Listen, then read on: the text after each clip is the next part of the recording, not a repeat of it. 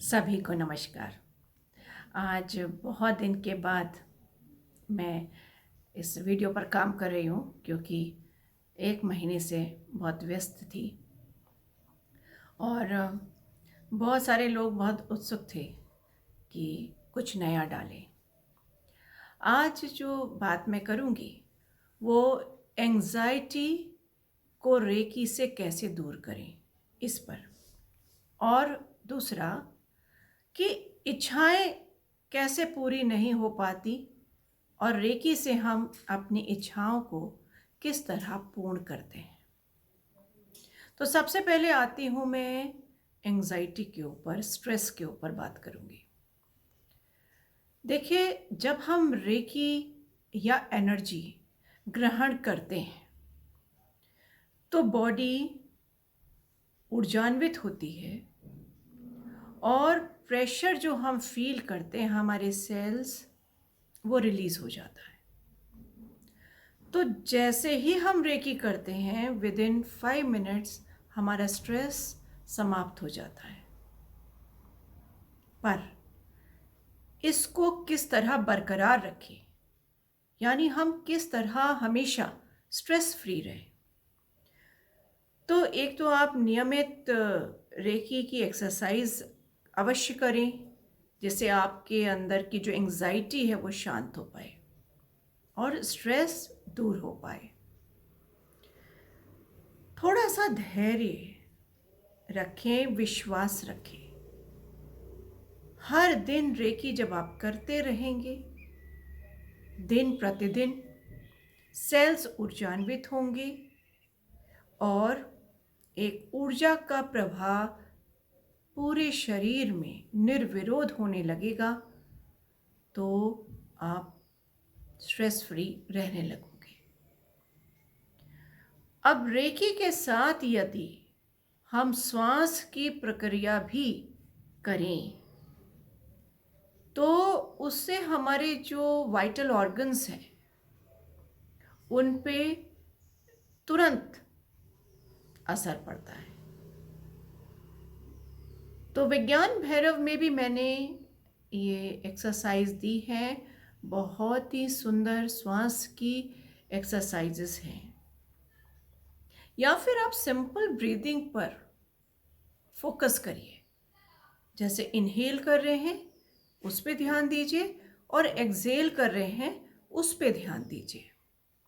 और जब आप एक्सहेल करते हैं तो उसमें धारणा जोड़िए कि जो भी परेशानी है, जो भी एंजाइटी है, जो भी स्ट्रेस है, वो शांत हो रहा है।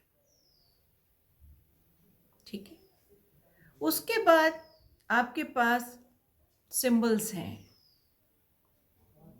आप सेहकी सिंबल का जब प्रयोग करते हो ब्रेन पर तो लेफ्ट और राइट ब्रेन बैलेंस होती है और इससे हमारे अंदर धैर्य आने लगता है। दोनों part left and right brain अच्छे से काम करते हैं।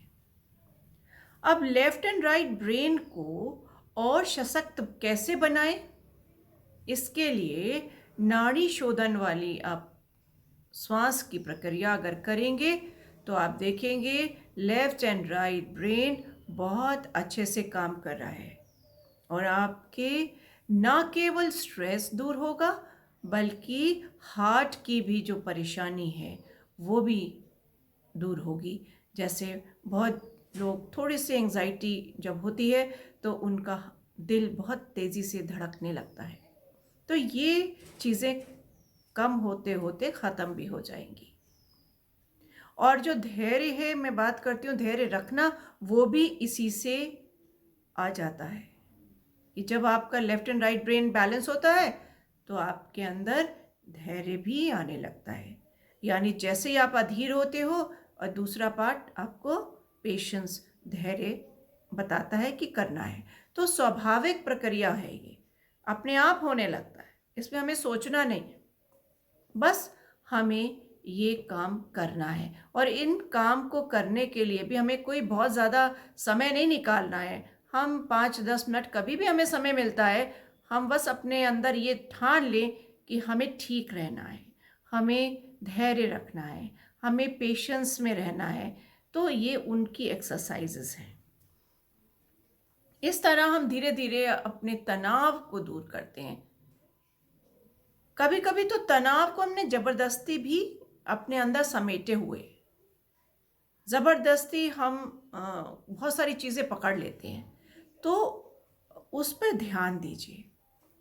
एक जो बहुत सेंटेंस आप लोग बोलते हैं, पता नहीं, अगर कभी मैं पूछती हूँ आप लोगों से कि क्या चल रहा है आपके अंदर, तो आप कहते हैं पता नहीं।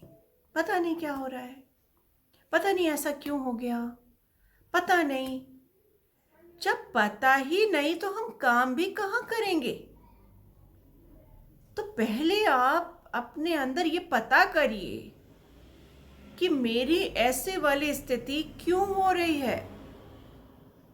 क्या मेरे अंदर कोई खाने से कोई कमी आई है, या मेरे निद्रा नहीं हुई है उससे कोई कमी आई है, या मैंने कोई प्रेशर ले लिया है उससे कोई बात हुई है। आपको जानना चाहिए कि जो भी आप उस वक्त दिमागी तौर से अस्त व्यस्त होते हो, या अधीर होते हो, या इम्पेशेंट होते हो, या एंजाइटी में आते हो, तो आपको पता होना चाहिए ये एंजाइटी स्ट्रेस कैसे आया, क्या कारण है। और जब तक कारण नहीं पता लगेगा तो हम उसका निवारण भी कैसे करेंगे। तो ये सेंटेंस कि पता नहीं, इसको अपनी लाइफ से डिलीट करो, पता रखो, तब कार्य होगा, तब हीलिंग होगी। निश्चित हो जाओ ना कि इससे मुझे ये हुआ है, तो हीलिंग करके मैं उसको रिवर्स कर सकती हूँ। अब पता ही नहीं है तो हम रिवर्स कैसे करेंगे ऑर्डर, है ना। तो इस चीज़ को आपको ध्यान में रखना है। एक बहुत लोग जो प्रयोग करते हैं, होप सो, होप सो ये ठीक हो जाएगा, होप सो नहीं, होप सो नहीं, होप सो शायद, ये नकारात्मक शब्द हैं। या तो होगा या नहीं होगा। आप अपने आप को जानिए कि आपको तटस्थ होना पड़ेगा, निश्चित होना पड़ेगा, तब वो चीज़ एक्टिव होती है। और इसी कारण आपकी डिजायर्स भी पूरी नहीं होती है। ये बहुत पेचीदा सा चीज़ आप बना देते हो जो कि बहुत सिंपल है। आप रेकी करो, निश्चित रहो, रेकी वहाँ पे काम करेगी। और धैर्य रखिए, आपके हिसाब से कल ही नहीं हो जाएगा कोई काम। वो टाइम एक अलग फैक्टर है, रेकी एक अलग डायमेंशन है, टाइम एक अलग डायमेंशन है। हम रेकी करते हैं तो वो काम होना है, ये निश्चित है। समय हमारे विश्वास के ऊपर है। कभी कभी हम एंजाइटी में हीलिंग करते हैं और कहते हैं कि काम नहीं हो रहा है, क्योंकि हम अधीर होते हैं, हम इम्पेशेंट होते हैं, हमने वहाँ इमोशंस डाल लिए, इसलिए काम वो खिसक जाता है। पर ऐसा नहीं होगा कि काम होगा नहीं। अब रेकी तो आपने कर ही दी, वो तो ब्रह्मांड में छूटी गई, पर वो इतनी इफेक्टिव नहीं है, इतनी लेजरिक नहीं है कि आपके वो काम एकदम तुरंत बन जाए। तो बहुत से लोग इस बात को कहते हैं कि अरे सारे भगवान को ही करने हैं तो हम रेकी क्यों करें। नहीं, ये कोई बात नहीं है, ये बुलावा है। भगवान तो आपके कार्य को करने के लिए तत्पर है, पर वो सोचता है कि थोड़ा सा एफर्ट आप भी तो करो। तो जो एनर्जी है जो हम बढ़ाते हैं उसी से हमारे कार्य पूर्ण होते हैं। ये इस तरह से समझिए कि एक सीडी आपकी चल रही है, कैसे होगा क्या होगा वो आपको पता ही नहीं है, पीछे आपके चल रही है, एक्चुअली वही ऑपरेट कर रही है।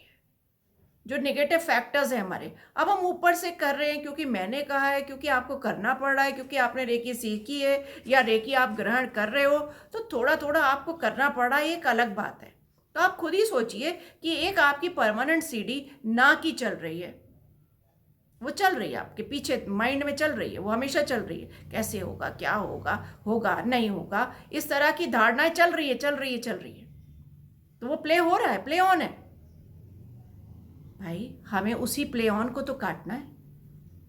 तो हम जब उस प्ले ऑन को काटेंगे कि नहीं, जो अब मैं कह रही हूं वो प्ले हो रहा है, काम होगा, ये निश्चित है।